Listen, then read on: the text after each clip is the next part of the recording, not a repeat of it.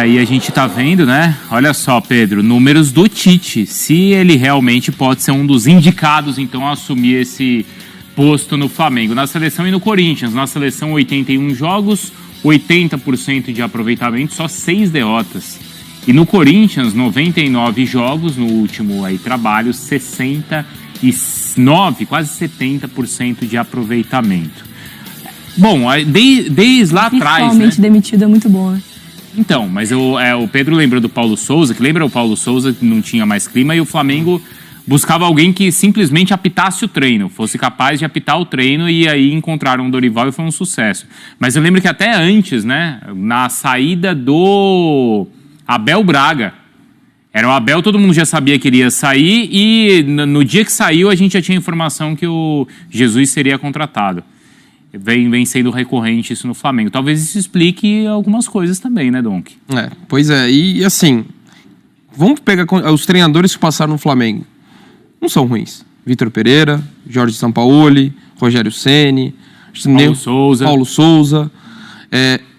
Para mim o problema fica muito nítido, e essa temporada deixa muito claro, que a direção é o principal problema hoje do Flamengo. Você precisa de uma gestão muito mais profissional para um clube hoje que tem uma capacidade financeira, tem talento, ainda para mim é o melhor elenco da América do Sul, e mesmo com esses técnicos a coisa não fluiu. Para mim o Tite é o melhor técnico brasileiro hoje em atividade, acho que seria um nome excelente. Mas o Dorival? Eu acho que sim. Melhor que o Diniz? Para mim sim, para mim ele é o melhor técnico hoje que a gente tem no país. Renato? Também.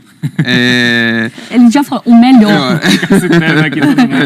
Pode ir tentando vários nomes, eu vou continuar com a minha opinião. Tá bom, não sei mais, tá lembrando mais. Tô quietinho, desculpa. Mas assim, pra mim a questão maior é do Flamengo ter um projeto esportivo. É ter sequência numa ideia. A gente viu o Flamengo mudando como técnicos como o Domi. Não deu certo, mas era uma ideia completamente diferente das outras que acabou se estabelecendo. Acho que o Flamengo precisa bancar uma ideia, ter uma gestão profissional, porque assim, tem talento. Se você olhar os grandes times da Europa, e se o Flamengo quer ter sucesso como tem tido nos últimos anos, acho que ele tem que se basear nos melhores exemplos. Eles vão mudando de peças ao longo do tempo, de técnicos, mas a ideia continua ali. E isso é o que falta no Flamengo. Então, assim, não adianta nada vir um treinador se a mesma dinâmica acabar seguindo, permanecer. Então, para mim, esse é o principal ponto. Mas aí, Donk, e aí não sei se, Mar, você concorda com essa análise do Donk? Porque assim, porque eu quero trazer assim, é só a direção, mas isso também envolve o elenco, certo? Também teria que ter uma reformulação, eu acho. Porque aí a gente tá falando que não é mexer com o reserva do reserva, certo? Não, é mexer com peixe grande. O problema do Flamengo está numa gestão. Ok, essa gestão, se ela virar a chave e resolver ser profissional da noite pro dia, ela vai ter que tomar atitudes. Quais são essas atitudes? Sim. Então, eu acho muito difícil, porque eu fiz até mais cedo um elogio à direção do Flamengo, que ela pensou fora da caixinha algumas vezes. O Domenech Torrent é pensar fora da caixinha. O Vitor Pereira, o Paulo Souza, todos eles. Porque ninguém estava falando desses caras. Jorge Sampaoli é pensar fora também. Mas a direção apenas pensou fora da caixinha. Pensar fora da caixinha exigiria aguentar o tranco às vezes. O time está perdendo, o time não está bom ainda, tem crítica, as correntes políticas estão me levando a um estresse, mas eu acho que vai ser o Domi, vou ficar com o Domi. Vou esperar. Porque a gente faz de novo, eu já dei esse exemplo aqui 500 vezes e vou dar de novo. Nos primeiros 6 meses de Pep Guardiola no Manchester City, o Manchester City foi jogar contra o Everton no Goodson Park. 4-0 para o Everton. Pep Guardiola está lá até hoje. Você precisa entender que você vai passar por um processo que vai te esfolar. Mas como você comprou aquela ideia e aquela ideia é verdadeira, e eu sei que ninguém mais no mundo é Pep Guardiola, então aí o exemplo cai porque ele é um extremo, mas você vai ser submetido a tomar umas pancadas e aguentar. O Tite para mim é um cara grande para aguentar as pancadas, para a diretoria entender, tô com ele e vamos lá. Porque ele foi técnico da seleção brasileira 2 vezes, gente, em Copa do Mundo. É raro demais isso. Mas acho que os problemas vão ficar no tapete. outros problemas. E o Tite, ele vai, com o passar do tempo, esses caras não estão querendo correr, esses caras não estão comigo, e isso a diretoria teria que intervir antes e vai ter que intervir depois. Uma hora vai ter que intervir. E talvez agora esteja muito claro, depois de não conquistar os títulos da temporada, que vai ter que ser iniciado um processo de renovação. E que esse processo de renovação, ele pode ser muito bom para o clube. Porque está lotado de jogador bom até hoje. Está lotado de jogador bom, jovem e bom. O problema já teve que vender o Matheus França, já perdeu um ou outro. Alguém vai ter que ajudar o Tite nisso. Ou o próximo técnico, tudo. As bombas foram estourando no colo de cada treinador, mas faltava um departamento de futebol mais profissional e mais comprometido com as causas. E nessa de bomba estourar, e aí eu até quero perguntar para o Pedro, eu acho que o Tite ele tem uma vantagem em relação a duas vantagens em relação a todos esses outros. Primeiro, ele é, como o Donk falou, muito bom treinador. Como outros também eram, mas ele é muito bom. E respeitado aqui dentro, né? Então, esse é o ponto. Ele tem tamanho, ele tem respeito para ser respeitado pelo próprio grupo. Sim. Algo que esses outros treinadores não tinham. É um grupo forte, de personalidade, e que era um grupo maior do que todos esses outros que a gente citou. Mas talvez eles não sejam maior que o Tite. Claro, dentro do Flamengo eles têm uma história, mas o Tite tem esse peso, tem esse tamanho. E é um cara que sabe se relacionar. Ao contrário do Vitor Pereira, do Sampaoli, né? Ele entende o grupo. Ele entende essa... foi uma virtude do Dorival. Foi uma virtude do Dorival, né? Exato, né? Não fica lá no alto. Mas aí, o Pedro, até quando a gente sugeriu e cogitou aqui o Tite antes do Sampaoli chegar, a torcida mostrou uma certa rejeição. Porque, por causa de estilo de jogo, disso e daquilo. Essa rejeição hoje ainda existe ou depois de tudo que aconteceu já ficou para trás? Tudo bem, Bruno? Um abraço para você também. Não tinha saudado no início da minha participação. Claro que existe uma rejeição, sim, ainda ao Tite. Principalmente ali em 2021, quando foram várias convocações de jogadores do Flamengo, ele não utilizava. O Gabigol, por exemplo, ficou fora de 1/3 do Campeonato Brasileiro.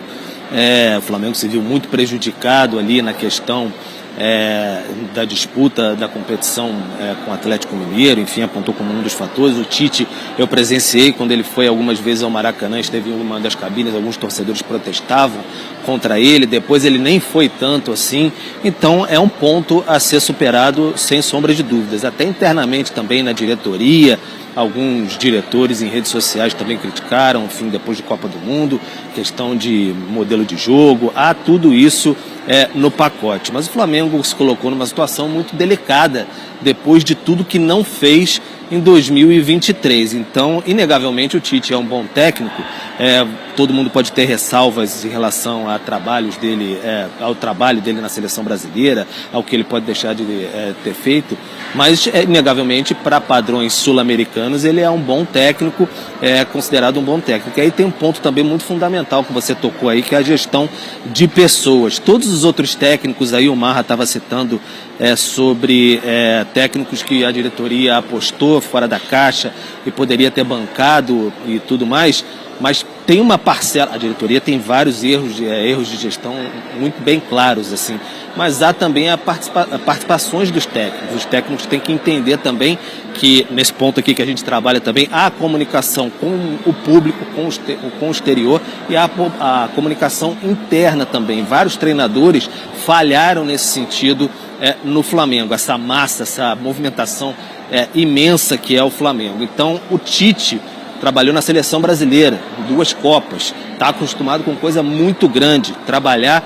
com uma questão externa, pressão, e também está acostumado com a gestão de pessoas, que é um ponto assim que derrubou completamente o trabalho de Sampaoli internamente. Isso daí a gente pode afirmar com tranquilidade, especialmente ele depois do caso lá no Sul contra o Clube. Então, o Tite, nesse sentido, teria boas vantagens em relação aos seus, não podemos nem chamar de antecessores, porque não tem nada confirmado, mas se viesse a ser, de fato, o novo treinador do Flamengo. Durante esses últimos dias, né, a gente teve... Quer falar, Marra? Uma dúvida. Claro, pode fazer, pode perguntar. Pedro, primeiro, sempre bom ter você, Pedro, mas a minha dúvida é, assim, em relação, não sei se você tem a informação, Ok, o nome é o Tite. Quando é uma questão, o Tite aceitaria trabalhar no Flamengo na reta final com essa pressão, com o elenco que tem, sem pré-temporada? Ele já não é técnico de clube desde 2016. Verdade. Nossa. Ele aceitaria ou um interino tocaria até a virada da temporada, Pedro?